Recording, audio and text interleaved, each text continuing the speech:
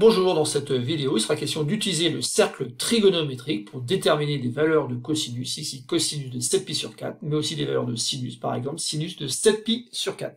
Alors, dans l'énoncé de l'exercice, on nous demande dans un premier temps de placer sur la figure les points images des valeurs 7π sur 4, 3π sur 4, 5π sur 4 et moins 11π sur 4. Et tout ça dans le but, à la question numéro 2, de donner les valeurs exactes des cosinus et sinus des nombres réels précédents. Je vous conseille donc d'appuyer sur pause, de représenter un cercle trigonométrique et le point M ici qui représente notamment la valeur π sur 4. Et simplement après, vous pourrez lire la suite de cette vidéo afin d'avoir une correction de cet exercice. Donc ici, pour la correction de cet exercice, donc on nous a donné ici un point M qui représente la valeur π sur 4. Donc il faut simplement avoir en tête que ça correspond finalement à la longueur de la ficelle que je repasse en jaune ici. Cette longueur-là mesure exactement π sur 4 sur le cercle trigonométrique. Donc maintenant, on va comprendre que 7π sur 4, ça n'a rien d'autre que 7 fois π sur 4. Il me reste donc à reporter finalement 7 fois la longueur là que j'ai représentée par arc de cercle. Donc ici maintenant, si je reporte une nouvelle fois, je vais arriver à 2 fois π sur 4, 2 fois π sur 4, et bien ça donne π sur 2. Et donc c'est pour ça qu'ici on a représenté donc la valeur π sur 2. Et on continue, donc ici vous avez 3π sur 4, 4π sur 4 qui donne en fait ensuite 5 fois π sur 4 ou encore 5π sur 4, 6 fois π sur 4 ou encore 6π sur 4 qui donnerait d'ailleurs 3π sur 2. Et enfin, ici, donc 7π sur 4. Et d'ailleurs, si on avait continué un petit peu, on serait tombé sur 8 fois π sur 4, 8π sur 4, et en fait, on aurait ici aussi le nombre de π. Bon, voilà, donc vous avez compris le principe. Donc pour placer les valeurs, peut-être que maintenant, ça sera pas trop compliqué, parce que finalement, 3π sur 4, 3π sur 4, on a compris qu'on était passé ici, en 3 fois π sur 4, donc 3π sur 4 ici.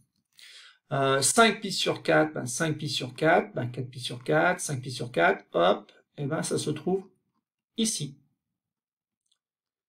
Et il reste donc moins 11π sur 4, alors c'est un peu moins simple du fait qu'il y a un signe moins ici. Donc bien comprendre que puisqu'on avait π sur 4 ici, finalement si je vais dans l'autre sens, ici j'ai moins π sur 4.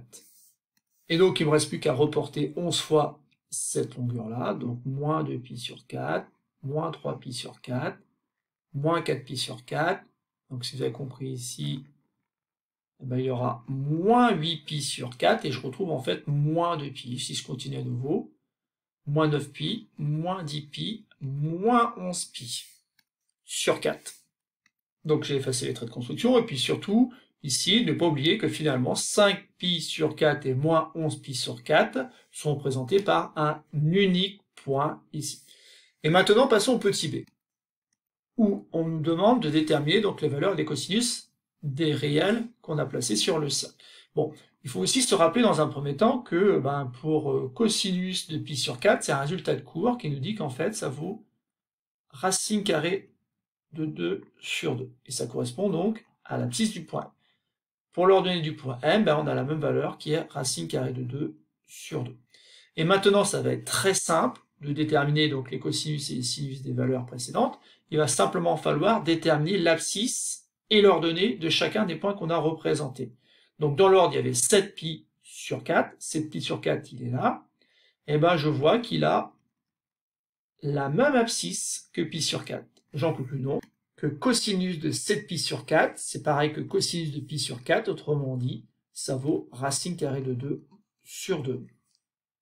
Et pour l'ordonnée, et je constate donc que c'est pas la même valeur pour l'ordonnée, mais par contre, il y a une histoire de symétrie par rapport à l'axe des abscisses. Donc ici, on peut imaginer assez facilement que c'est racine carrée de 2 sur 2, mais avec un signe moins, puisqu'on est en fait dans des ordonnées négatives. On a ainsi donc déterminé sinus de 7π sur 4. Donc vous avez dû comprendre que c'était pas très compliqué. Maintenant on va faire la même chose pour cosinus 3π sur 4 et sinus 3π sur 4. Donc pour l'abscisse du point qui nous a permis de représenter 3π sur 4, ce point est là. Donc par symétrie, on déduit donc que l'abscisse c'est moins racine carrée de 2 sur 2, et donc que le cosinus de 3π sur 4 c'est moins justement racine carrée de 2 sur 2. Pour ce qui est de l'ordonnée du point qui nous a servi à représenter 3π sur 4, on voit que c'est la même ordonnée que le point M. Autrement dit, sinus 3π sur 4 égale à sinus π sur 4. ou encore racine carrée de 2 sur 2. Il nous reste à déterminer cosinus 5pi sur 4 et cosinus de moins 11pi sur 4, sauf que, on l'a dit, hein, ces deux valeurs sont représentées par un même point. Et donc notamment, les cosinus de 5pi sur 4 et de moins 11pi sur 4 sont égaux. Et lorsqu'on fait correspondre sur l'axe des abscisses, on voit que, une nouvelle fois, c'est égal à moins racine carrée de 2 sur 2. Et l'ordonnée donc du point ici nous donnera donc le sinus de 5pi sur 4 qui est égal aussi au sinus de moins 11pi sur 4, et on voit donc que c'est forcément moins racine carrée de 2. Voilà, c'est tout pour cette petite vidéo. Il faut savoir que ce que j'ai fait là avec des multiples finalement de pi sur 4, on peut le faire bien sûr avec d'autres angles qui se rapportent par exemple à des valeurs particulières comme pi sur 3 ou encore pi sur 6.